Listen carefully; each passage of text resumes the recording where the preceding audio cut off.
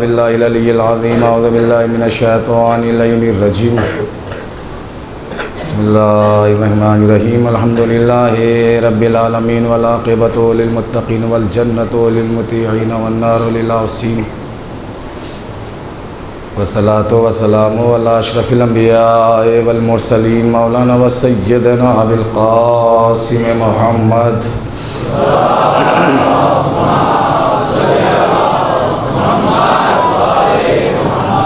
वअहले बैतिही तय्यबीन अत्ताहिरीन अल-मासूमीन अल-मज़लूमीन वलनतुल्लाहि अला अअदाइही मजमईन क़तलतिहिम व गासिबि हुकूक़िहिम व मुनकिरि फ़ज़ाइलिहिम मिन यौमिना हाज़ा इला यौमिद्दीन। अम्मा बअद फ़क़द क़ाल अल्लाहु तबारक व तआला व क़ौलुहुल हक़। बिस्मिल्लाहिर्रहमानिर्रहीम। इन्नमा वलियुकुमुल्लाहु व रसूलुहु वल्लज़ीना आमनु अल्लज़ीना युक़ीमूनस्सलाता व यूतूनज़्ज़काता व हुम राकिऊन। सल्लल्लाहु भेज दें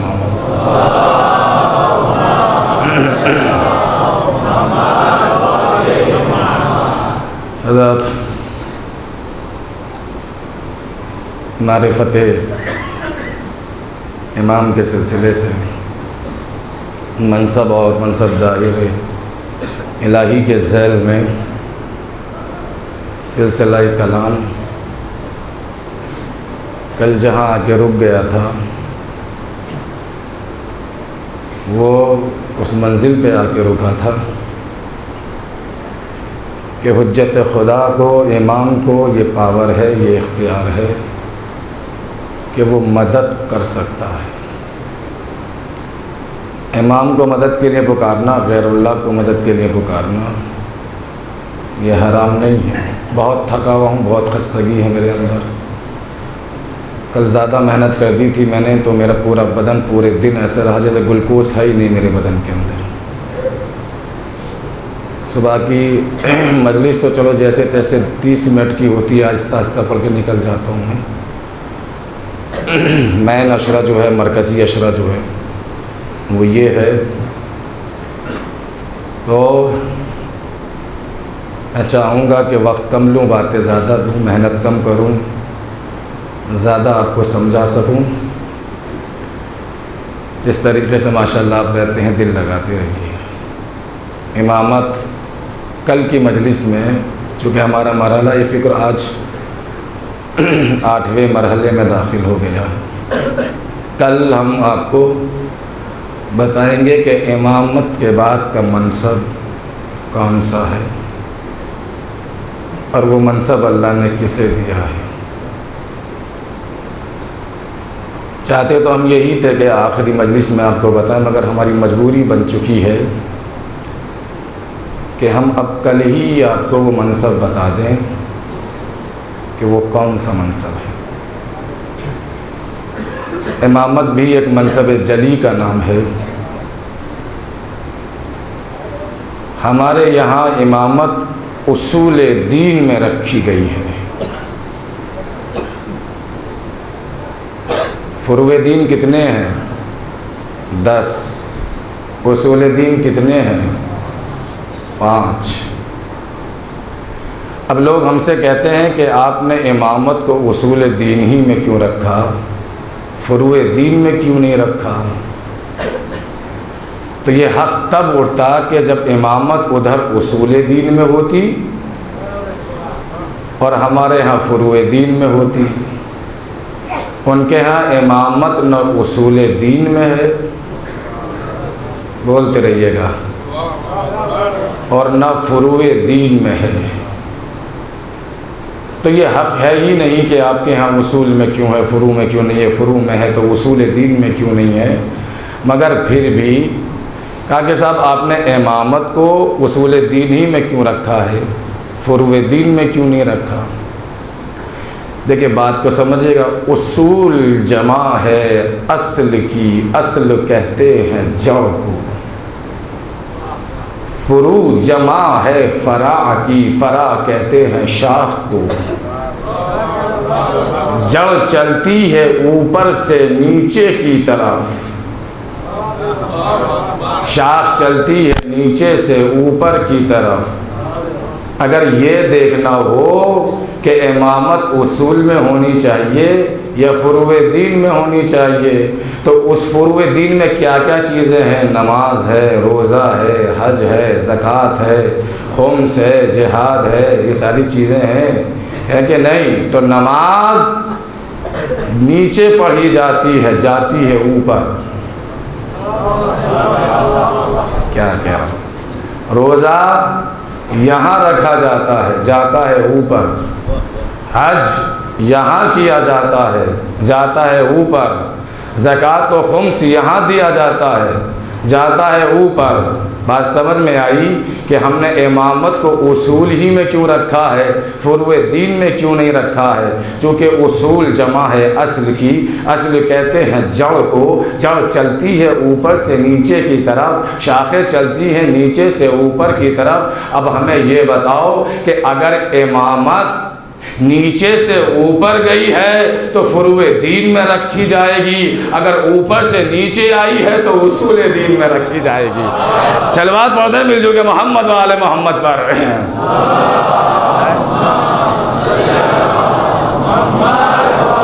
इससे बेहतरीन अंदाज में सलवात पढ़ते हैं मिलजुल के मोहम्मद वाले मोहम्मद पर। इमामत कहाँ से आई है? इमामत वहाँ से आई है ना। तो इसलिए अच्छा, उस तरफ फुरूए दीन कितने हैं? हमारे तो 10 हैं। 4, अव्वल नमाज, दूसरे रोज़ा, तीसरे हज, चौथे ज़कात। ख़त्म हो गई बात। उसूल दीन कितने हैं साहब आपके? कहा कि 3, अव्वल तौहीद, दूसरे नबूवत, तीसरे क़यामत।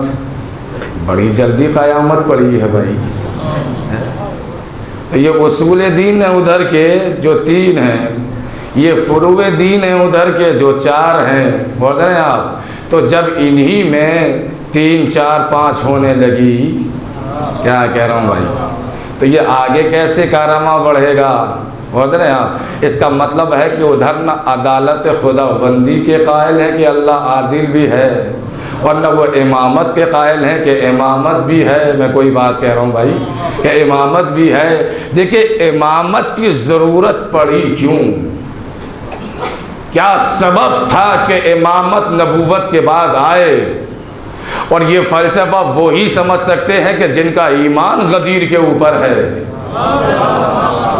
पूरी दुनिया में वही कौम समझेगी इस फ़लसफ़े को इमामत के कि जो गदीर पे ईमान रखती है। बात को सुन लीजिए और समझ लीजिए आप। मामला यह है कि रिसालत का काम है पहुंचाना। जब वहाँ कानून बनता रहा तो जब वहाँ बनता रहा तो इधर आता रहा, और जब आता रहा तो ज़रूरत थी कि पहुँचाया जाए। रसूल पहुँचाते रहे। गदीर के अंदर ऐलान हो गया कि आज तुम्हारे दीन को हमने मुकम्मल कर दिया है। तो जब दीन मुकम्मल हो गया मुकम्मल तौर पर, तो अब वहाँ कोई कानून बनेगा नहीं, और जब वहाँ कोई कानून बनेगा नहीं तो इधर आएगा नहीं। क्या कह रहा हूँ भाई? जब उधर बनेगा नहीं तो इधर आएगा नहीं। मगर चूँकि कानून को क़यामत तक के लिए जाना था, तो कुछ लोग ऐसे होने चाहिए थे कि जो कानून का इंटरप्रेशन कर सकते हों, और ये काम वही करेगा जो मासूम होगा। गैर मासूम के ये ज़बरदस्ती भी नहीं है कि तशरीह कानून कर सके। तो तशरीह कानून के लिए इमामत की ज़रूरत थी, इसलिए इमामत का सिलसिला रहा। देखिए, एक होता है दीन, एक होता है मजहब। एक दीन है और एक मजहब है। दीन बनता है रसूल से, मजहब बनता है इमाम से। आप जिससे चाहे पूछ लो, दीन क्या है? रास्ता। मजहब क्या है? दीन तक पहुंचाने का रास्ता। तवज्जो दीजिएगा, ये मजहब और दीन को समझ लीजिए आप। तो जिससे पूछो आपका दीन क्या है? कहा कि इस्लाम है। बरेलवी से पूछा आपका दीन क्या है, इस्लाम है। देवबंदी से पूछा कि आपका दीन क्या है, इस्लाम है। कादियानियों से पूछा कि तुम्हारा दीन क्या है, इस्लाम है ना। वहाबियों से पूछा तुम्हारा दीन क्या है, कि इस्लाम है। शियों से पूछा कहा कि आपका दीन क्या है, कहा कि इस्लाम है। अहले किताब से पूछा आपका दीन क्या है, कहा कि इस्लाम है। अहले किताब से पूछा आपका दीन क्या है, आप क्या कहा इस दीन इस्लाम है। इसका मतलब ये है कि जितने फ़िरक़े हैं इस्लाम में सबका दीन एक है।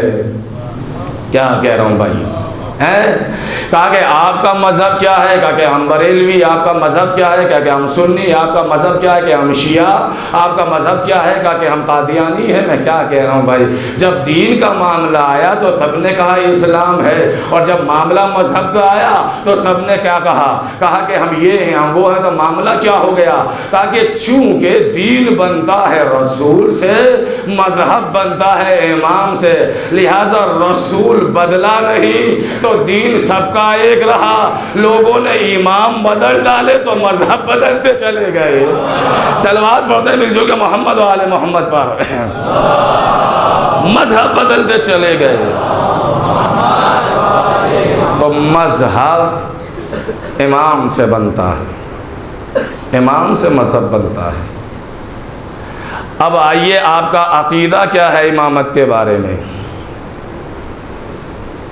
बोल रहे हैं आप कि इमामत अफजल है या नबूवत अफजल है। अकीदा क्या है। मजलिस में इश्काल पैदा करना बहुत आसान है, मेरे सवालों का जवाब देना बहुत मुश्किल है। मैं मजमे से सवाल कर रहा हूँ कि अकीदे में इमामत भी है आपके। ये बताइए कि नमाज अब वो इमामत अफजल है या नबूवत। मैं कल एक जुमला कह के गया हूँ कि हमारा हर इमाम पैगंबर इस्लाम को छोड़कर तमाम अंबिया से अफजल हैं। अंबिया की सफ में से एक एक नबी को लाते रहिए और आप ये बात दोहराते रहे, कोई नबी बुरा नहीं मानेगा। क्यों नहीं मानेगा? चूँकि आप इमामों को फ़ख्र इब्राहीम कहते हो या नहीं कहते हो, फ़ख्र मूसा कहते हो या नहीं कहते हो, फ़ख्र इदरीस और इलियास। क्या मतलब है इसका भाई, फ़ख्र इब्राहीम का, फ़ख्र इदरीस का, फ़ख्र इलियास का। देखिए इमामों को याद रखिएगा और नबियों को याद रखिएगा ताकि मैं बात आसानी से समझा सकूँ, मिला दूँ कड़ी से कड़ी। आलम अनवार में जब पैगम्बर इस्लाम ने अल्लाह की इबादत की तो इतना तूलानी सजदा पैगम्बर करते थे कि पैगम्बर की जबीन मुतहर पे पसीनों के कतरे नमूदार हो जाते थे। हैं एक दिन ऐसा हुआ कि पैगंबर ने सजदे से सर उठाया तो जबीन पैगंबर पर कतरे ही कतरे थे। पैगंबर ने जब चाहा कि उसको पहुँच के गिराया जाए तो मशीयत की आवाज़ आई कि मेरे हबीब, हम तुम्हारे पसीने को भी ज़ाया नहीं जाने देंगे। पहला कतरा गिरा तो आदम बने, दूसरा कतरा गिरा तो इदरीस और इलियास बने, कोई मूसा बना, कोई ईसा बना। मैं क्या कह रहा हूँ भाई, यानी कतरे पसीने के गिरते रहे, अंबिया की खिलकत होती रही। तो अब भी समझ में नहीं आया कि पसीना क्या है और खून क्या है ना। इमाम नबी के खून से पैदा हैं, अंबिया नबी के पसीने से पैदा हैं। तो जो पसीने में और खून में फ़र्क है वही इनमें फ़र्क है। तो कहना कि मैंने बात कह दो तो दी भाई, ये बताओ पसीना अफजल होता है या खून अफजल होता है? सलवात पढ़ते हैं मोहम्मद वाले मोहम्मद पर।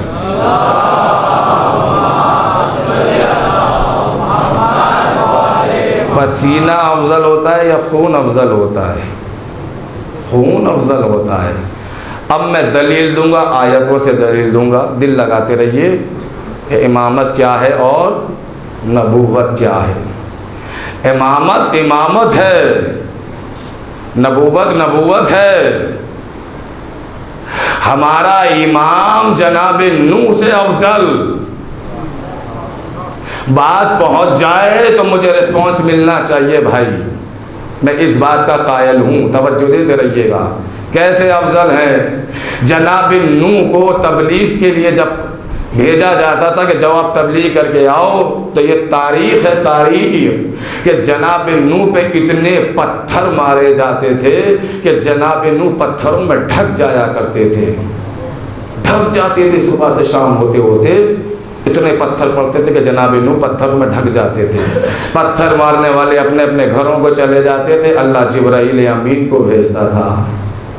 क्या कह रहा हूँ, उधर से जिब्राईल आते थे, पत्थरों को हटाते थे, और पत्थर लगने से जो नबी के जख्म लग जाते थे, जिब्राईल अपने पैरों को मस करते थे तो जख्म ठीक हो जाते थे।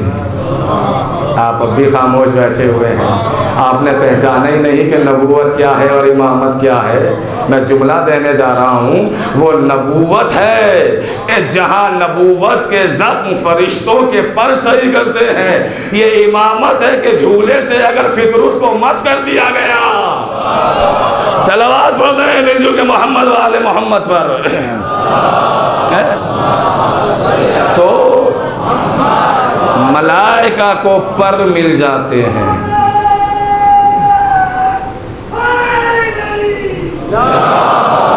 मलाइका को पर मिल जाते हैं, मिले या नहीं मिले, ये इमामत का कारनामा है।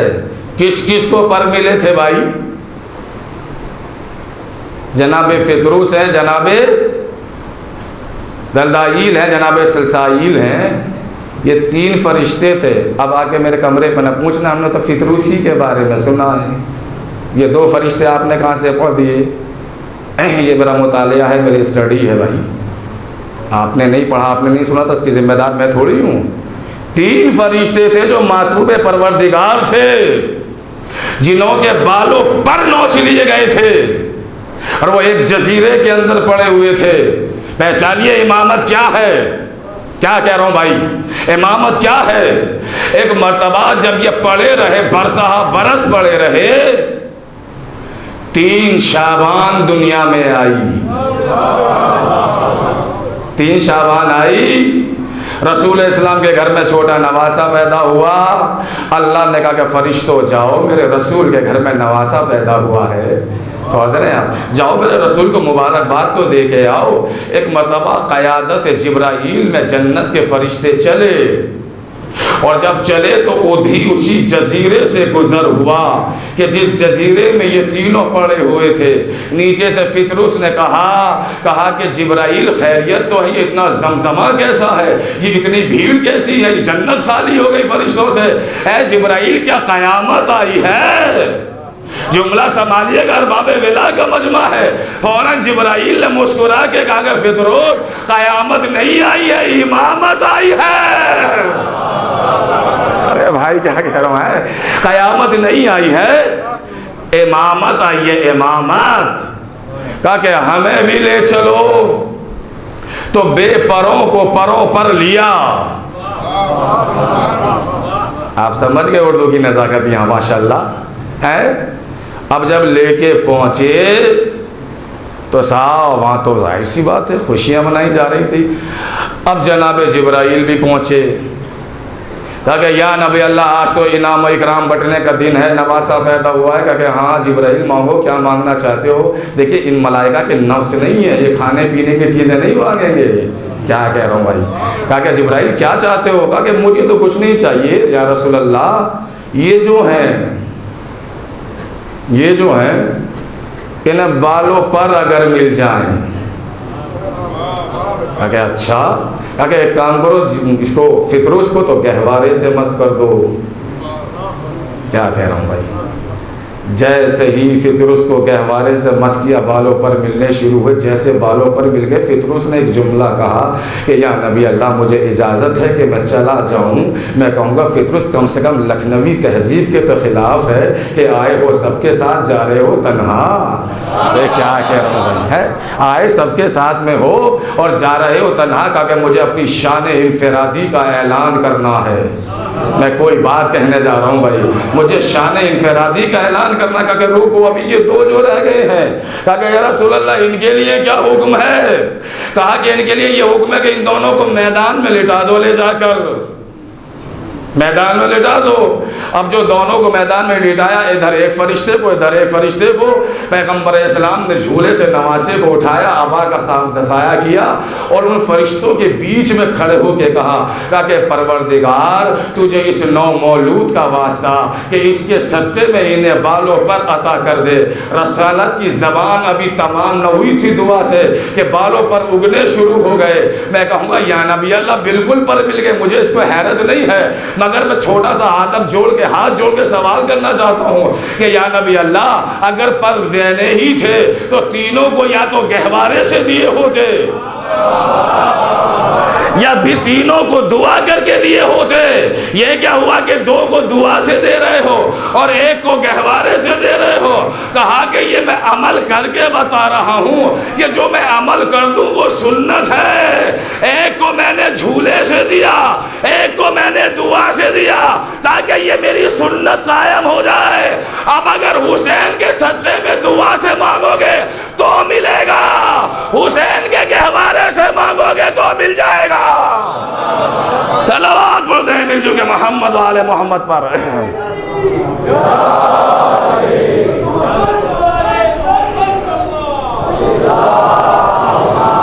पानी इससे बेहतर अंदाज में सलवात पढ़ने वाले मोहम्मद वाले मोहम्मद पर।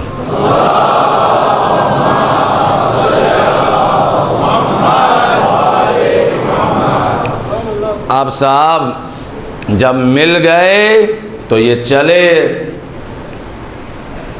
दिल लग रहा है, वाकया है ये वाकया। आप तो माशाल्लाह वाकया बहुत पसंद करते हैं ना। अब जो पहुँचे वहाँ, कहाँ, जहाँ बालों पर छीन गए थे। बड़ी एहतियात से पढ़ूँगा क्योंकि नाजुक बड़ा मरहला है, वाकया बहुत बार आपने सुना होगा। ये एक मर्तबा वहाँ जाके कहा जनाब फितरुस ने कि मम मिसली, मुझ जैसा कौन, मुझ जैसा कौन। और बालों पर भी इसी जुमले ही पे छीने गए थे। अल्लाह अकबर, यही तो कह दिया था मम मिसली, मुझ जैसा कौन। मशीयत एकदम बरंगेख्ता हो गई। कहा कि फितरुस क्या कह बैठे हैं, ये तो शान मेरी है कि मुझ जैसा कौन, अल्लाह जैसा कोई नहीं है। और ये फिर जुमला दोहरा रहे हो। फरिश्तों ने कहा कि फितरुस ये क्या कर बैठे, ये वही जुमला है जिसमें तुम्हारे बालों पर नोच लिए गए थे। फिर दोबारा कह रहे होगा कि इसी का तो ऐलान करना है शान इनफरादी का है कि ये मुझे मेरे मौला हुसैन ने पर दिए हैं, मेरे मौला ने पढ़ दिए हैं। अब इससे आगे जुमला ज़ाकिरीन लगाते हैं, मैं पढ़ूंगा नहीं, वो थोड़ा सा गलत सलत सा हो जाता है। चूँकि मैं तो मिंबर के नीचे भी गैर जिम्मेदार बात नहीं करता, तो मिंबर पे क्या गैर जिम्मेदार बात करूँगा। तो ये इमामत है, तवज्जो दे रहे हैं आप। गहवारे से मिले, सब कुछ मिले, इमामत समझ आए। तो नबूवत वो कि जिसके ज़ख्म फरिश्ते सही करें। इमामत वो है कि जिनको फरिश्तों को जो पर अता कर दे। बोलेंगे आप, बिल्कुल बोलेंगे, मैं आ रहा हूँ मंजिल पर। हमारा इमाम फिर नूह से अफजल। दलीलें सुनिए आप। जनाब नूह ने जब तबलीग की और लोग ईमान नहीं लेके आए, तफसीर के अंदर है कि 80 लोग 950 साल की तबलीग के अंदर ईमान लाए। कितने लोग? 80 लोग ईमान लेकर आए। और जब जनाब नूह ने ये देख लिया कि अब कोई मोमिन होने वाला नहीं है, ईमान लाने वाला नहीं है, तो जनाब नूह ने दुआ की, बद्दुआ की, रब्बे ला तज़र अलल अर्ज़े मिनल काफ़िरीन दय्यारा। परवरदिगार मैं देख रहा हूँ कि अब कोई इनमें से ईमान लाने वाला नहीं है, लिहाजा इन काफिरों पे अज़ाब नाजिल कर दे। क्या कह रहा हूँ भाई, इन काफिरों पे अज़ाब नाजिल कर दे। मैं देख रहा हूँ। दिन के उजाले में नबूवत ने देख के कहा था कि मैं देख रहा हूँ कोई ईमान लाने वाला नहीं है, लिहाजा सब पे अज़ाब भेज दे। अभी रुकिएगा, ये कुरान है। अब मैं एक सतर तारीख से पढ़ना चाहता हूँ। जनाब नूह ने दिन के उजाले में देख के कहा था रब्बे ला तज़र अलल अर्ज़ि मिनल काफ़िरीन दय्यारा। एक मरतबा उधर तारीख पढ़ी, जंगे सिफ़ीन है, जंगे सिफ़ीन है। रात का सन्नाटा है, लश्कर इस्लाम सो रहा था, मालिक अस्कर पहरे पे थे।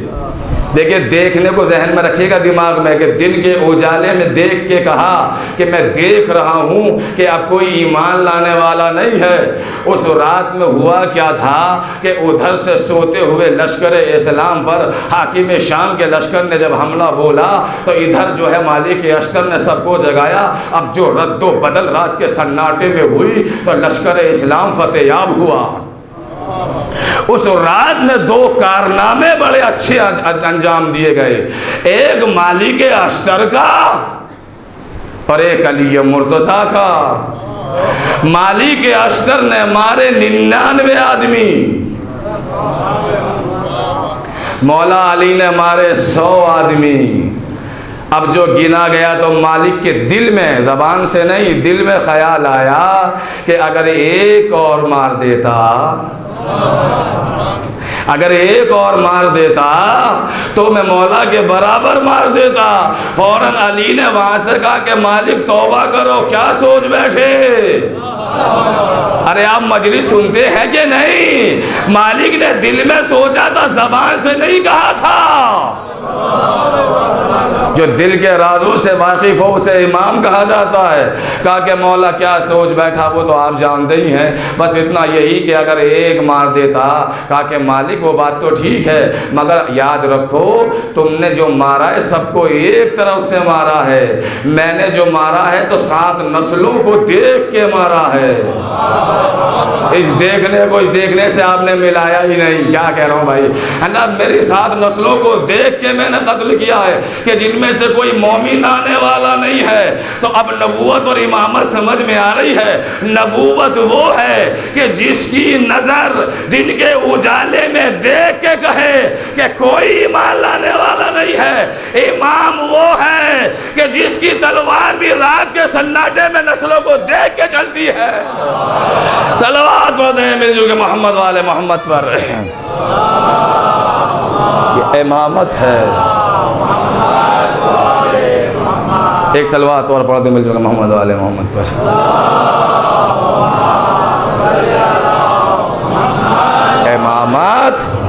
इमामत है। हमारा इमाम ईसा से अफजल, ईसा से अफजल। दलीलें लेते जाइए, काम आएंगे आपके। जनाब ईसा की जब विलादत का वक्त आया तो अल्लाह ने क्या कहा था? बैतुल मुक़द्दस से बाहर हो जाइए, ये इबादत कदा है, ये ज़चा खाना नहीं है। अरे क्या कह रहा हूँ भाई, है? और जब मौला की विलादत का वक्त आया तो जनाब फातिमा बिनते असद को बुलाया, तो इन्हें हटाया क्यों, इन्हें बुलाया क्यों? क्या कह रहा हूँ भाई, वो मरहला नबूवत का है, ये मरहला इमामत का है। तो ईसा को कहते क्या है? रूहुल्लाह, रूहुल्लाह। अली को क्या कहते हैं? नफ्सुल्लाह। बात समझ में नहीं आ रही है क्या? एक रूहुल्लाह है, एक नफ्सुल्लाह है। तो नफ्स के लिए कुरान में क्या है कि ए नफ्स मुतमईन पलट आ। क्या कह रहा हूँ भाई, है ना? पलट आ जा। तो ये रूहुल्लाह है, वो नफ्सुल्लाह है। तो ईसा की वालिदा को ईसा के लिए हटाया क्यों और अली की वालिदा को अली के लिए बुलाया क्यों? अभी भी बात समझ में नहीं आई। वो रूहुल्लाह है, ये नफ्सुल्लाह है। तो रूह निकाली जाती है, नफ्स बुलाया जाता है। सलवात पढ़ते हैं मिलजुल के मोहम्मद वाले मोहम्मद पर। रूह निकाली जाती है, नफ्स बुलाया जाता है। हमारा इमाम ईसा से अफजल। फिर दलील सुनिए आप, इसलिए कि इमाम भी जिंदा हैं, ईसा भी जिंदा हैं, है? इमाम भी जिंदा और ईसा भी जिंदा। ईसा चौथे आसमान पे जिंदा, इमाम गैबत में जिंदा। आएंगे ईसा भी, आएंगे इमाम भी, बस फर्क इतना रखा गया है कि ईसा का नुज़ूल होगा, मेहदी का ज़हूर होगा। ईसा का नुज़ूल होगा, मेहदी का ज़हूर होगा। अब पता चलेगा कौन अफजल है कौन मफजूल है। जब ईसा और इमाम जब एक जगह इकट्ठे हो जाएंगे, अब जो नमाज का वक्त आएगा, अब जो नमाज का वक्त आएगा तो इमाम तकल्लुफन जनाब ईसा से कहेंगे कि बिस्मिल्लाह फर्जंद मरियम आगे बढ़िए, तो ये पीछे हट जाएंगे। कहा कि फर्जंद रसूल कैसी बातें कर रहे हैं, आपके होते हुए मैं नमाज पढ़ाऊं? ये तो हमारा भी उसूल है कि अफजल के पीछे पढ़ना, अफजल के पीछे नमाज पढ़ी जाती है, मफजूल के पीछे नहीं पढ़ी जाती है। इमाम मुसल्ले पे खड़े हो जाएंगे, ईसा पीछे खड़े होंगे। इमामत क़याम में होगी तो नबूवत भी क़याम में होगी, इमाम रुकू में होंगे तो नबूवत रुकू में होगी, इमाम सजदे में होंगे तो मैं लफ्ज़ बदलूंगा, सजदा नहीं कहूँगा। जहाँ इमाम के कदम होंगे वहाँ नबूवत का सर होगा। अल्लाह अल्लाह है। जहाँ इमाम के कदम होंगे वहाँ नबूवत का सर होगा। तो ईसा के कदमों में, 12वें के कदमों में ईसा का सर, ईसा का सर है 12वें के कदमों में, 12वें का सर है 11वें के कदमों में, 11वें का सर है 10वें के कदमों में, 10वें का सर है 9वें के कदमों में, 9वें का सर है 8वें के कदमों में, 8वें का सर है 7वें के कदमों में, 7वें का सर है 6ठे के कदमों में, 6ठे का सर है 5वें के कदमों में, 5वें का सर है 4थे के कदमों में, 4थे के कदमों में है 4थे का सर है 3रे के कदमों में, 3रे का सर है 2रे के कदमों में, 2रे का सर है 1 के कदमों में। मैं क्या कह रहा हूँ मेरे भाई, जब इतने सारे मासूम सर एक कदमों में सिमट के आते हैं तब बनता है अली जैसा इमाम। आपने बात को लिया नहीं जिस तरीके से मैं पहुंचाना चाह रहा था। यानी इमाम अली इसे कहा जाता है, तो इसको कहते हैं अली कि जिसके कदमों में इतने सारे सिमट शख्स आ जाएं उसे अली कहते हैं। अब दुनिया यही से अंदाजा लगाए कि जब हमारा अली ऐसा है तो जिसके कदमों में अली का सर होगा वो नबी कैसा होगा। सलावत पढ़ दे मिलजुल के मोहम्मद वाले मोहम्मद पर।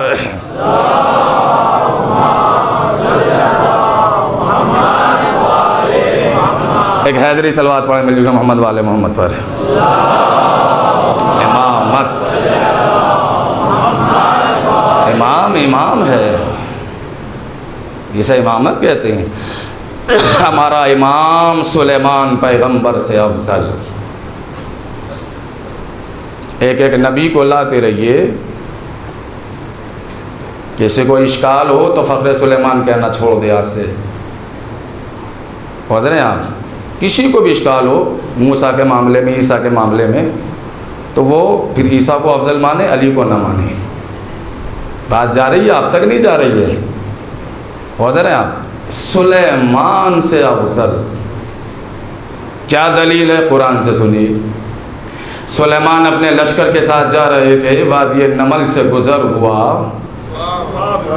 है, तो जो चींटियों का इलाका था, जहाँ बड़े बड़े बिल थे, इलाका था उनका रिहाइश का, तो उनके सरदार ने देखा कि सुलेमान लश्कर के साथ आ रहे हैं। कुरान के अंदर आयत है, क़ालत नमलतुन या अय्युहन नमलु उदखुलू मसाकिनकुम लयहतिमन्नकुम सुलेमान व जुनूदो, कि ऐ चूंटियों अपने अपने बिलों में चली जाओ, ऐसा न हो कि सुलेमान और उसका लश्कर तुम्हें कुचल न डाले। यही है, कुछ और है। अपने अपने बिलों में चले जाओ, अपने अपने बिलों में चले जाओ, कहीं सुलेमान का लश्कर तुम्हें जो है कुचल न डाले। ये जुमला जब चूंटी के सरदार ने कहा तो फतबस्सम ज़ाहिकम मिन क़ौलिहा, सुलेमान उसकी आवाज़ सुन के मुस्कुराए और मुस्कुरा के खिलखिला के हंस पड़े। फतबस्सम ज़ाहिकम मिन क़ौलिहा की लफ्ज़ है कि खिलखिला के हंस पड़े। जैसे आप बड़ी ज़ोर से किसी बात पे हंसते हैं, जिसे कहते हैं ठिट्टा लगा के हंसना, क्या कह रहा हूँ भाई, खिलखिला के हंस पड़े, उन्हें मुस्कुरा, पहले तो मुस्कुराए, फतबस्समा, पहले तो मुस्कुराए, ज़ाहिकम मिन क़ौलिहा, और फिर खिलखिला के हंस पड़े। सुलेमान उसके करीब गए, सरदार के उसके, उसको उठाया और हथेली पे रखा है। कहा कि क्या कह रहा था भाई, देख रहे हैं आप, क्या कह रहा था? उन दस्ते अदब जो दिया, सरकार गुस्ताखी माफ़ हो। सरदार ने चूटियों के कहा कि मैं तो बस ऐसे ही, कभी लश्कर था, ऐसे न हो के कुचल जाएं सब। तो कहा चल इस बात को छोड़, ये बता कि तू अफजल है या मैं अफजल हूँ? कैसे मजलिस सुनते हैं, तू अफजल है या मैं अफजल हूँ? अब वही है जो पढ़ रहा हूँ, वही पढ़ूंगा जो है। और साहब वो तो खिलखिला उठा ये जुमला सुन के, जो सरदार था चूटियों का। अरे सरकार माफ़ कीजिएगा, इस वक्त तो मैं ही अफजल हूँ। हैं? कहा कि कैसे अफजल है भाई? कहा कि इसलिए अफजल हूँ कि आप नबी हैं, मैं दस्ते नबी पर हूँ। क्या कहा मैंने भाई? आप नबी हैं, मैं दस्ते नबी पर हूँ। तो यानी जो दस्ते नबूवत पे आ जाए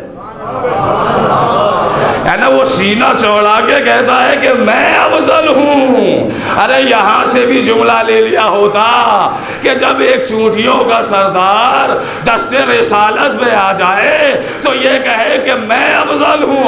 अब जिसके कदम मोहरे नबूवत में आ जाए, सलवात पढ़ दे मिलजुल के मोहम्मद वाले मोहम्मद पर, वो कितना अफजल होगा है।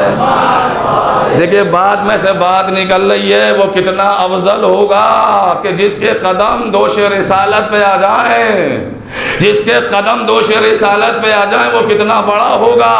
इरशाद परवरदिगार आलम होता है, अलम तरा कैफ़ ज़रबल्लाहु मसलन कलिमतन कशजरतिन तय्यबतिन अस्लुहा साबितुन व फ़रुहा फ़िस समा, कि तुमने देखा नहीं है कि हमने शजरा तय्यबा की मिसाल कलिमा तय्यबा से दी है। शजरा तय्यबा की मिसाल कलिमा तय्यबा से दी है। कैसा शजरा है वो कि जिसकी जड़ें जमीन में हैं और शाखें आसमान को छू रही हैं।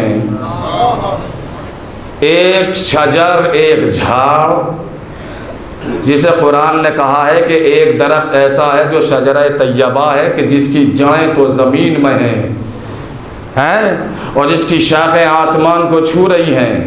तो आपने कोई ऐसा पेड़ कहीं देखा? ना देखा तो डिस्कवरी पे देखा। डिस्कवरी पर तो दिखाया वही जाता है कि जो दुनिया आदमी जहाँ तक पहुँच ना पाए। ना आपने वैसे ट्रैवल करते में कहीं देखा हो, ना आपने डिस्कवरी पे देखा होगा, कहीं नहीं देखा, दिखाया ही नहीं गया। तो इसका मतलब ये थोड़ी है कि दिखाया नहीं गया, आपने नहीं देखा तो वो कोई दरख्त है नहीं। चूँकि कुरान कह रहा है ना कि जिसकी जड़ें ज़मीन में हैं और जिसकी शाखें आसमान को छू रही है। मैं क्या कह रहा हूँ भाई, आसमान को छू रही हैं। तो या नबी अल्लाह, हमने तो वो देखा ही नहीं। चूँकि हम अल्लाह से सवाल करें तो कैसे करें? आप बानिए इस्लाम हैं, आप हमें बताइए तो सही कि वो दरख्त कौन सा है और कहाँ है कि जिसकी जड़ ज़मीन में है और शाखें आसमान तक जा रही है। कहा कि अगर वो पेड़ देखना हो तो फतेह मक्का के दिन काबे में आ जाना। अल्लाहु अकबर। फतेह मक्का के दिन काबे में आ जाना। अली बुत तोड़ रहे होंगे, मेरे कांधे पे खड़े होंगे।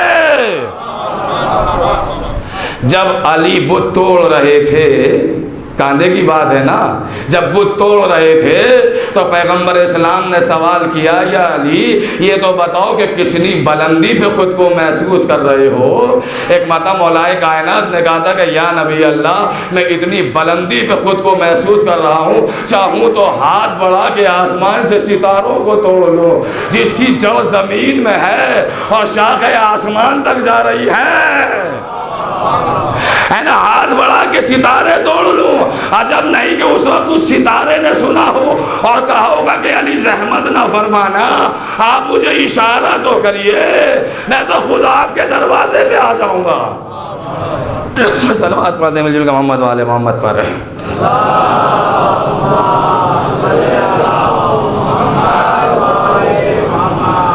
सुलेमान से अफजल तो चूंटी का सरदार का तू अफजल है या मैं अफजल हूँ? कहा कि सरकार इस वक्त तो मैं ही हूँ, चूँकि मैं आपके हाथ पर हूँ। ये वाक़या है कुरानी। एक वाक़या और सुन लीजिए आप। मौलाए कायनात जनाब कम्बर के साथ वादी नमल से गुज़रे, ऐसे ही इलाके से जैसे सुलेमान गुज़र रहे थे। वो भी चोटियों का इलाका था, ये भी चोटियों का इलाका है ना। आप उधर का मंजर याद है? क्या कहा सरदार ने? मुझे अकेला छोड़ देते हैं आप। क्या कहा था सरदार ने कि अंदर चले जाओ, सुलेमान का लश्कर तुम्हें पामाल कर देगा। अब जैसे ही मौलाए कायनात का गुजर हुआ, फौरन सरदार ने उनके भी देखा और देखने के बाद में आवाज़ से बुलंद आवाज़ दी और चूटियों की तरफ मुंह करके कहा कि जितनी भी घरों के अंदर बैठी हो, सब घरों से बाहर निकल के आ जाओ, इसलिए कि आज वो आया है कि जिसका चेहरा देखना इबादत है। अल्लाहु अकबर। जिसका चेहरा देखना इबादत है। तो नबूवत और इमामत समझ में आई कि जिसको देखकर चूटियां बिलों में चली जाए उसे नबी कहा जाता है, जिसकी जियारत के लिए घर से बाहर निकल के आ जाए उसे इमाम कहा जाता है। सलवात पढ़ते मिलजुल के मोहम्मद वाले मोहम्मद पर, इसे इमाम कहा जाता है। हमारा इमाम इस्माइल से अफजल। फिर दलील सुनिए आप। बेटा मैं तुम्हारे गले पे छुरी चला रहा हूँ, फंजुर माज़ा तरा, बताओ तुम्हारी इसमें राय क्या है। तो जनाब इस्माइल ने एक जुमला कहा था, या अबती फलमा तुमर, अब्बा जान जो तुमने देखा है उसे कर दिखाइए। सतजदूनी इंशाअल्लाह मिनस साबिरीन। अल्लाह ने चाहा तो आप मुझे सब्र करने वालों में से पाएंगे। एक जुमला दिया है, सब्र करने वालों में से पाएंगे। ये नहीं कहा कि मैं साबिर हो जाऊंगा। क्या कह रहा हूं भाई? सब्र करने वालों में से पाएंगे। इसका मतलब यह है कि इस्माइल से पहले कोई जमात साबिरीन है, साबिरीन की जमात है कि जिसमें शमूलियत का जज्बा इस्माइल जैसा नबी भी रखना चाहता है। साबिरीन में से पाएंगे। कितनी छुरियां थी इब्राहिम के हाथ में भाई? बोलते रहिए। क्या छुरी थी जिनसे ज़बा करना था? एक छुरी का मतलब चल जाना मौत। क्या कहा इस्माइल ने कि सब्र करने वालों में से पाएंगे आप मुझे। एक छुरी से कत्ल होना था, ज़िबा होना था। रुके रहिए, ये कुरान है। अब आइए तारीख की तरफ। पैगंबर इस्लाम ने शब हिजरत कहा कि अली तुम्हें 40 तलवारों में सोना है, 40 तलवारों में सोना है। तारीख कहती है कि मौलाए कायनात फौरन सजदे शुक्र में गिर गए। सजदे शुक्र में अली गिर गए कि क्या मेरे सो रहने से आपकी जान बच जाएगी? कहा कि हाँ अली बिल्कुल बच जाएगी। मैं क्या कह रहा हूँ भाई, है ना, बिल्कुल बच जाएगी। मौलाए कायनात सजदे शुक्र में गिर गए। उधर एक खंजर है, इधर 40 तलवारें हैं, उधर भी मौत है, इधर भी मौत है। मैं क्या कह रहा हूँ भाई, इधर भी मौत, उधर एक खंजर से मौत, इधर 40 तलवारों से मौत। जाके जुमला सुनिएगा, 40 तलवारों से मौत। उधर मौत की खबर सुनी, इधर भी मौत की खबर है। उधर नबूवत कह रही है कि सब्र करूंगी, उधर इमामत है शुक्र कर रही है। मुझे ये बताइए सब्र कब किया जाता है और शुक्र कब किया जाता है? मुझे कोई बताए तो सही भाई कि शुक्र कब होता है, सब्र कब होता है? सब्र होता है मुसीबत पर, शुक्र होता है नेमत पर। नेमत पे होता है शुक्र, जहमत और मुसीबत पे होता है सब्र। इसका मतलब यह है कि इस्माइल की नजर में मौत मुसीबत थी तो कह दिया कि सब्र करूंगा। मौत अली की नजर में नेमत है तो कह रहे हैं कि शुक्र करूंगा। अब इस्माइल जैसा नबी अली जैसा ना हो सकेगा। है इस्माइल जैसा अली जैसा ना हो सकेगा। अरे जब इस्माइल जैसा अली जैसा ना हो सके तो ये हम जैसा नबी जैसा कैसे हो जाएगा? है तवज्जो रहे आप। मैं अभी रुकूंगा थोड़ा सा यहाँ पर 2-3 मिनट।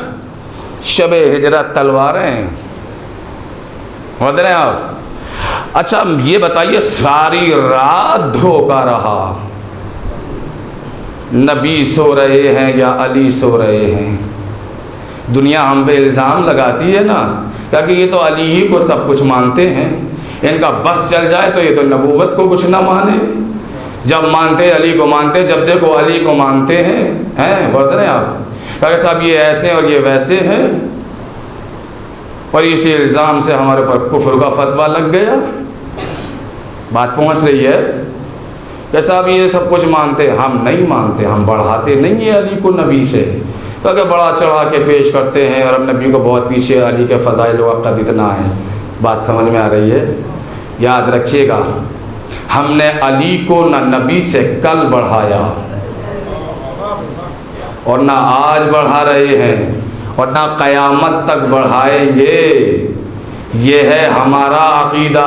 दुनिया हमारे अक़ीदे में नबूवत और इमामत के मामले में कहाँ तक पहुँचेगी? पहचान ही तो नहीं पाई दुनिया, तभी तो ये इल्ज़ाम लगा दिया कि ये अली को बढ़ा देते हैं। अब हमारा अक़ीदा सुनिए आप, क्या कह रहा हूँ भाई, अब हमारा अक़ीदा सुनिए आप कि हमने अली को ना कल बढ़ाया ना क़यामत तक बढ़ाएंगे। उसकी वजह यह है कि हमारे पास दलील बड़ी मजबूत है, इसलिए कि तमाम रात कुफ़ार कुरैश को ये धोखा रहा कि नबी सो रहे हैं। मैं क्या कह रहा हूँ भाई, है ना, कि नबी सो रहे हैं। तो जिन्होंने एक रात के लिए अली को नबी समझ लिया, हम तो खुद उन्हें आज तक काफिर कहते हैं, हम तो खुद उन्हें काफिर कहते हैं। तो तमाम रात धोखा रहा, नबी सो रहे हैं अली सो रहे हैं, और कदों का फर्क वाज़े ना हो सका, पता ही ना चला कि नबी सो रहे हैं या अली सो रहे हैं। मैं थोड़ा सा नौजवानों को बुलवा दूँ, जगा दूँ, उसके बाद जो है मंजिल की तरफ आ रहा हूँ। देखिए याद रखिएगा, रसूल इस्लाम का कद कितना था, कितना कद था रसूल इस्लाम का। अगर ये दीवारें हटा दी जाए और घर हटा दिए जाएं और रसूल इस्लाम इस मजलिस में बैठे हों, तो आप जो है रोड पे से देख लेंगे कि इस मजलिस के अंदर रसूल बैठे हैं। सबसे सरबुलंद कद था पैगम्बर अकरम का, पूरी महफिल में मजलिस में अलग नज़र आते थे। अली का कद कितना था? अली का कद इतना तो ना था जितना नबी का था। देखिए मैं छोटा तो नहीं कह सकता, मैंने बड़ी एहतियात से लफ्ज़ दिए भाई, मगर इतना कद ना था कि जितना नबी का था। तो बड़े वाले कद के बिस्तर पर जिसका इतना कद न था वो सो रहे। आप मुझे कब से जानते हैं, जब से वाली से पढ़ने के लिए यहाँ रोज़ाना देख रहे हैं, नहीं देख रहे हैं आप, कितनी मेरा कद है, कैसी मेरी जसामत है, सब कुछ है। अब आप जाएं मिलने के लिए रूम पर, वहाँ कोई मुझसे छोटे कद वाला आके लेट जाए चादर ओढ़ कर, मौलाना वहाँ बराबर में बैठे ही रहते हैं। आप इनसे कह के वो कमाल अब्बास साहब कहाँ है भाई, तो मौलाना कह के ये लेटे तो हैं। आप पहली नज़र में ताड़ लेंगे, क्या कह रहा हूँ भाई, ताकि मौलवी साहब क्यों बेवकूफ़ बना रहे हो आप हमारा। हम क्या कमाल अब्बास साहब को जानते नहीं है? हम तो उन्हें रोज़ाना मजलिस पढ़ते हुए देखते हैं। मैं क्या कह रहा हूँ भाई, है हम तो उनको रोज़ाना मजलिस पढ़ते हुए देखते हैं। ये कैसे आपने कह दिया? इसका मतलब एक नज़र ही के अंदर कदों का फ़र्क वाज़े हो जाएगा। तो तमाम रात अली बस बिस्तर रिसालत में लेटे रहे, मगर कुफ़ार को ये पता ही नहीं चला कि नबी है या अली है। क्यों पता ना चला? इसकी वजह यह है कि अगर मादियत का बिस्तर होता तो कदों का फर्क वाज़े हो जाता। चूंकि बिस्तर है नूर का, ये दुनियावी एतबार से छोटे बड़े कद जरूर है, मगर मकामे नूर में बराबर के हैं। मकामे नूर में दोनों बराबर के हैं। तो बिस्तर रिसालत पर बिस्तर इमामत लेटी हुई है, इमामत लेटी हुई है, इसलिए पता ना चल सका। अब कद है, अब कद है तो कद है भाई। मौलाए कायनात एक सफ़र पे जा रहे थे, एक इस तरफ था और एक इस तरफ, दो आदमी, एक इस तरफ एक इस तरफ, शेखैन कबीरैन, दो बड़े बड़े कद वाले। जानते तो हैं ये कौन है? मौलाए कायनात बीच में है और एक इधर और एक इधर। जब ये चलने लगे तो एक को मजाक सूझा, मौलाए कायनात से कहा कि या अली आप तो लना के नून लग रहे हैं। जो उर्दू जानते हैं इससे बहुत फ़ायदा उठाएंगे और जो नहीं जानते हैं मैं उनके लिए आसान करूँ। लाम नून अलिफ लना, तो नून के मुकाबले पर लाम का भी कद बड़ा है, क्या कह रहा हूँ भाई, और अलिफ का भी कद बड़ा है। लना ये ज़मीरों में से एक ज़मीर का जुमला, लना का मतलब होता है हमारे लिए, होते हैं आप, इसे याद रखिएगा, हमारे लिए। तो लना का नून लग रहे हो। अच्छा ये बताइए, लाम नून अलिफ, जब इसमें से नून निकल जाएगा तो क्या बचेगा? लाम अलिफ ज़बर ला। ला का मतलब क्या होता है? कुछ भी नहीं। क्या कह रहा हूँ भाई? अरे वाकई से कैफ उठाइए। ये इन दोनों ने बड़े मजाक में कहा कि या अली आप तो लना के नून लग रहे हैं। अरे अच्छा, कहा कि जी अली। अली ने अपने बढ़ते हुए कदमों को रोक लिया। जब ये रुक गए तो ये आगे बढ़ गए। अली ने मुस्कुरा के कहा कि आप क्या लग रहे हो? सलावत बोल दे मिल मोहम्मद वाले मोहम्मद पर। कहा अब क्या लग रहे हो? कहा कि अली अब तो ला हो गए। कहा कि समझ में आया, जहां अली है वहां सब कुछ है और जहां अली नहीं है वहां कुछ भी नहीं है। ये इमामत का मामला है, इमामत का। अब मैं इससे आगे नहीं बढ़ूंगा, बहुत सारी दलीलें थी मेरे पास, मगर चूंकि वक्त गुजरता जा रहा है, ज़रा सुनिए तो सही आप। तो शबे हिजरत का मारेका कितना ज़बरदस्त मारेका है। नबी चले गए, पीछे से कोई चला। मैं कैसे इन मरहलों को तय करूं भाई, कैसे मरहलों को तय करूं इसको। फ़तेह मक्का पर लोगों ने रिवायत लिखी है कि साहब वो है कि बुत तोड़ने वाली रवायत आपके जहन में होगी, वह टाइम ज़्यादा लग जाएगा। अगर साहब जब शबे हिजरत नबी निकले तो फ़लाँ साहब ने उन्हें अपनी पीठ पे बिठा लिया, अपनी नबी को पीठ पे बिठा लिया। तवज्जो दे रहे हैं आप? जैसी जिन्स होती है वैसी साख्त होती है। सोने की तराजू पे आप लकड़ियां नहीं तोल सकते। कोई बात कह दी, ऐसा हो गया मजमा ज़हन भाई है। सोने की तराजू पर आप लकड़ियां नहीं तोल सकते। जिस पे हीरा तोला जाता है उस पे कोयले नहीं तुलते। सलवात पढ़ते मिलजुल के मोहम्मद वाले मोहम्मद पर।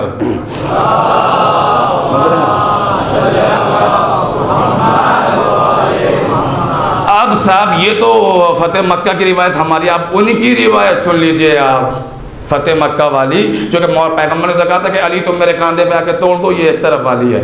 उधर की रिवायत क्या है?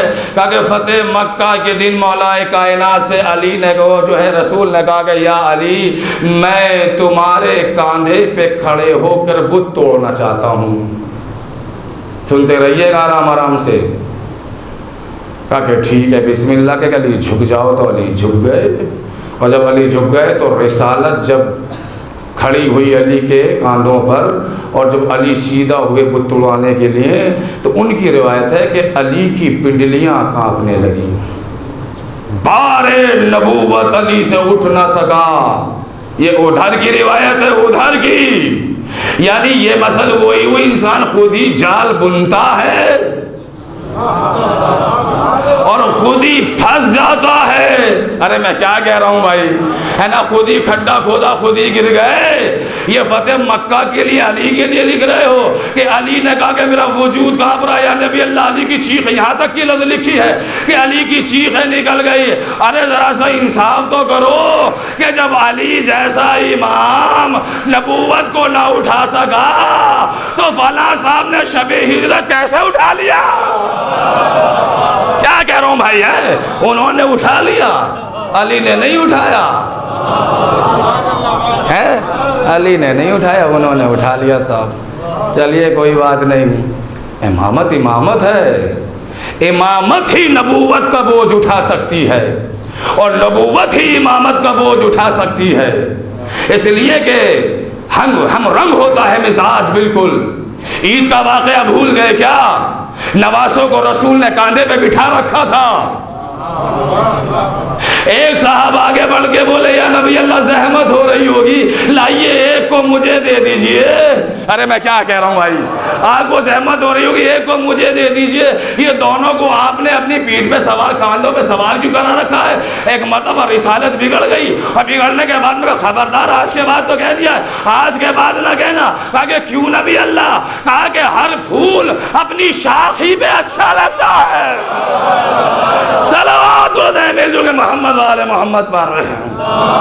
हर फूल अपनी शाख पे अच्छा लगता है। तुम कैसे उठा लोगे साहब? ये इमामत है, इमामत न नबूवत का बोझ उठ नहीं सकता है। अब साहब बस आखिरी बात, मैं पैगंबर चले गए, पैगंबर की तो हदीस यही है कि मैंने महसूस किया कि मेरे पीछे कोई काफिर आ रहा है। कौल रसूल, सुकूत रसूल, गुमान रसूल हुज्जत होता है, हुज्जत। जो कह दिया वो हो गया, मैं इसे फैलाऊंगा नहीं, मुझे पता है टाइम ज़्यादा हो जाएगा। पैगंबर गए गार में, पीछे से ये, अब देखिए इसकी लॉजिक सुन लीजिए आप, क्यों गए थे, क्या वजह थी। ताकि साहब वो रसूल की सपोर्ट के लिए गए थे। तो ये कैसी सपोर्ट है साहब? सपोर्ट दे रहे हो, ये ऐलान करके बुला रहे हो रो कर सबको कि आ जाओ इधर है। अरे मैं क्या कह रहा हूँ भाई, है? ये सपोर्ट है, मोहब्बत है कि रसूल की मोहब्बत है। अच्छा, रोने का शौक़ इतना ज़बरदस्त था कि अल्लाह भी मना करता रहा, रसूलुल्लाह भी मना करते रहे। अल्लाह अकबर है। मगर सिलसिला है कि रोने का मुनक़ता ही नहीं हो रहा है। अब लोगों ने इसमें तौजीह बयान की, एक मुझे बहुत पसंद आई और इंशाअल्लाह आपको पसंद आएगी। वो ये कहते हैं कि असल में वहाँ पे एक सुराख था सांप का, उसको देखा उन्होंने कि वो सांप है, तो उन्होंने पाँव मोहब्बत में रख दिया और वो सांप ने काट लिया। क्या कह रहा हूँ भाई, हैं? तो ये भी मसल मशहूर है, सांप का काटा सोता है, रोता नहीं है, है? सांप का काटा सोता है, रोता नहीं है। अब दूसरी तौसीह लिखी गई, वो मुझे बहुत पसंद आई है। वो ये कहते हैं कि असल में वो इसलिए रोए, तसव्वुर शहादत पे रोए, तसव्वुर शहादत में गिरिया फरमाने लगे। वो ये कहने लगे कि कहीं ऐसा न हो कि कोई रसूल को आके कत्ल न कर दे, कोई रसूल को कत्ल न कर दे। यानी कब्ले कत्ल, यानी कत्ल होने से पहले रिसालत में गिरिया फरमाया जा रहा है और रोने वाला सहाबी है, सहाबी। क्या कह रहा हूँ भाई, रोने वाला सहाबी है। तो जब शहादत से पहले सहाबी रो सकता है तो शहादत के बाद हम क्यों नहीं रो सकते? ये कौन सा फलसफा है भाई? अगर आप रोएं तो कुछ नहीं, हम रोएं तो बिदअत है, शिर्क है, ये है और वो है, सब कुछ हमारे लिए दुकानें खुली हुई हैं। सारे फतवे ले लो सस्ते सस्ते, जिसका जी चाहे वो फतवा दे दे। यही वजह है कि हमारे यहाँ हर कोई फतवा नहीं देता। क्या कह रहा हूँ भाई, हमारे यहाँ हर कोई फतवा नहीं देता है। और याद रखिएगा, फतवा देने का हक उसी को है कि जिनके यहाँ बाब इज्तिहाद खुला हो। दुनिया में बाब इज्तिहाद बंद है, हमारा अल्हम्दुलिल्लाह बाब इज्तिहाद आज भी खुला हुआ है। तो हमारे यहाँ तो मुज्तहिद फतवा देता है। मुफ्ती देता है, हमारे यहाँ हर कोई नहीं देता फ्री के अंदर। ले जाओ फतवे आ रहे हैं सब, ये हराम है, वो हराम है, ये हराम है, वो हराम है। बहरहाल वक्त ख़त्म हो गया। इंशाअल्लाह कल चूँकि मुझे आखिरी मनसब आपको देना है, बड़े इत्मीनान के साथ आइएगा, तैयारी के साथ आइएगा, जो पूरे अशरे का निचोड़ है उसके अंदर। नबूवत के बाद रिसालत, रिसालत के बाद इमामत। और देने आप इमाम आलिमुल गैब होता है कि नहीं होता है? जनाब कासिम की महदी की ज़ियारत है, मजलिस है, माशाल्लाह पामादा हैं, चांद रात से आप गिरया फरमा रहे हैं। खुदा आपकी इबादत को कबूल फरमाए, तौफीक़ात खैर में इजाफ़ा फरमाए। इंशाअल्लाह आइंदा साल भी आपको साथ खैरियत के आए, ताकि फिर ज़हरा के लाल के गम में बैठे। अल्लाहु अकबर, अल्लाहु अकबर। मंजिल आती है, रिवायत के जुमले ये हैं कि मदीने का माहौल है। इमाम हसन की बीवी जिनका नाम जअद बिन्त अशअस, हाकिम शाम ने ख़रीद लिया ये कह कर के तुम्हारी शादी मैं यजीद से करा दूँगा, तुम शाम की मलका बनोगी, लिहाजा फरंद रसूल को जहर दे दिया जाए। यही है कि लोगों ने जावत हशमत के लालच में औलाद रसूल को जहर तक दे दिया। इस दुनिया से क्या उम्मीद लगाई जाए, क्या वफ़ा की उम्मीद लगाई जाए कि जो फरंद रसूल की दुनिया ना हो सकी, वो हमारी और आपकी क्या होगी? अज़ीज़ान गिरामी, अल्लाह अल्लाह वो मंजिल आई कि एक मरतबा जौदा ने जो है इमाम को जहर देने की कोशिश की। रिवायत के जुमले के शरबत में जहर दिया, किसी में है कि पानी में जहर दिया, एक में कि खाने में भी जहर दिया। बहरहाल जो है शरबत की रिवायत जो है वो है उसमें मिला के जब ज़्यादा बिन्त अशद ने इमाम को जहर दिया है, इससे पहले 2 मरतबा जहर दिया जा चुका था, 2 मरतबा जहर जो दिया जा चुका था, मगर जहर का असर इमामत ने बातिल किया था कि बताया कि देखो हम इमाम हैं इमाम, मगर जब अल्लाह की मसलहत होती है। अब जो जहर दिया गया, रिवायत बताती हैं कि ज़्यादा बिन्त अशअस ने जहर दिया, इमाम हसन का पूरा बदन हरा हो गया। जहर इतना कारी था, इतना शदीद जहर था कि इमाम का बदन हरा हो गया। इसी वजह से आपको हसन सब्ज़ क़बा कहा जाता है, हसन सब्ज़ क़बा कहा जाता है आपको। जनाबे उम्मे फरवा, रात का सन्नाटा, मदीने का माहौल, दरवाज़े बंद, मदीने के घर बंद हैं, दरवाज़े बंद है। एक हिस्सा हो चुका है। उम्मे फरवा ज़ैनब उम्मे कुलसूम तक कैसे खबर पहुँचाए कि हसन को जहर दे दिया गया है। 3 साल का कासिम, 3 साल के बच्चे को क्या खबर होती है कि यतीमी किसे कहा जाता है?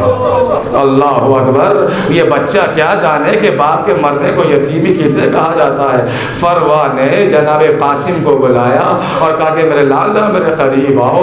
फरवा ने कासिम की आस्तीन को कोहनियों तक उलट दिया, गरेबान चाक कर दिया और सल के बाल परेशान कर दिए और कहा कि मेरे लाल इसी हाल में फूफी को बुला के लेकर आओ, जाओ फूफी को जाके इत्तला दे दो। कासिम रात के सन्नाटे में अब जो जनाब ज़ैनब के दरवाजे पे पहुँचे, जैसे कासिम ने दख्तुल बार किया, अली की बेटी अंदर से बाहर निकल के आई। अब जो दरवाज़ा खोला तो क्या देखा कि कासिम की आस्तीन कोहनियों तक उल्टी हुई है, गरेबान फटा है, सर के बाल परेशान है। ज़ैनब ने दौड़ के एक जुमला का, उम्मे कुलसूम, अरे मेरा कासिम यतीम हो गया। हाँ, ये तो यतीमों की निशानी है। अल्लाह अल्लाह। एक मरतबा जब ये दोनों बहनें दौड़ी हुई आई तो क्या देखा कि लगन में कलेजे के 72 टुकड़े कट कट के गिर रहे हैं। कहा कि भैया खैरियत तो है? अरे ये बेअदबी कौन कर बैठा? कहा कि बहन हमें जहर दे दिया गया है। अल्लाह अल्लाह। वसीयतें शुरू होने लगी। कहा कि मेरे कासिम को तो बुला, मेरा कासिम कहाँ है? कासिम आए और एक तावीज़ निकाला। जो कासिम के बाजू पे बांध दिया, कहा कि मेरे लाल जब सख्त मुसीबत में गिरफ्तार होना तो इसको बाजू को ताबीज़ को खोल के देख लेना, ये तुम्हारी बेहतरीन रहनुमाई करेगा। सन 50 हिजरी में इमाम हसन की शहादत हो गई। सन 61 हिजरी शुरू महीना मुहर्रम का है। 10 साल के बाद जब सैयदा के लाल पे नरगाए आदा की चढ़ाई हुई और हुसैन नरगाए आदा में गिर गए, रवायत यही बताती है कि एक एक जानिसार जाता रहा। जब अक़रबा की बारी आई तो कभी औलो मोहम्मद शहीद हुए, कभी औलाद अकील शहीद हुई, कभी औलाद जाबर शहीद हुई। अब जो कासिम की बारी आई है तो माँ ने कासिम को कहा कि मेरे लाल सब चचा पे जाने कुर्बान कर रहे हैं, जाओ मेरे लाल जाओ, खुदा हाफिज़ व नासिर। अल्लाह अकबर, आवाज़ें बुलंद हो रही है। इंशाअल्लाह हर आँख में आंसू होगा।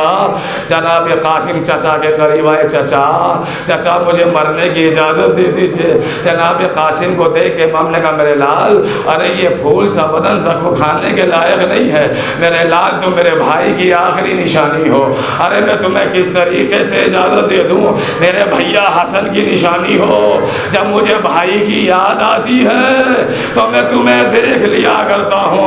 अल्लाह अल्लाह, अरे बामुश्किल तमाम बड़ी जहमतों के साथ कासिम को इजाज़त मिलने लगी।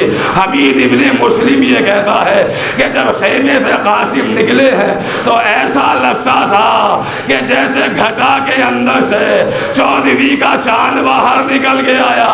अरे जो दुश्मन की निगाहों में 14वीं का चांद हो, वो बेवा माँ की नज़र में क्या होगा। रोने वालों क़यामत के जुमले हैं। अल्लाह अकबर, कासिम को सवार कराया। चूँकि तेहरे बरस का सिन होता ही कितना सा है। जनाब अब्बास जनाब कासिम के उस्ताद हैं फ़न हर्ब व ज़र्ब में। इन्होंने जनाब अब्बास ने जनाब कासिम को भी सिखाया है।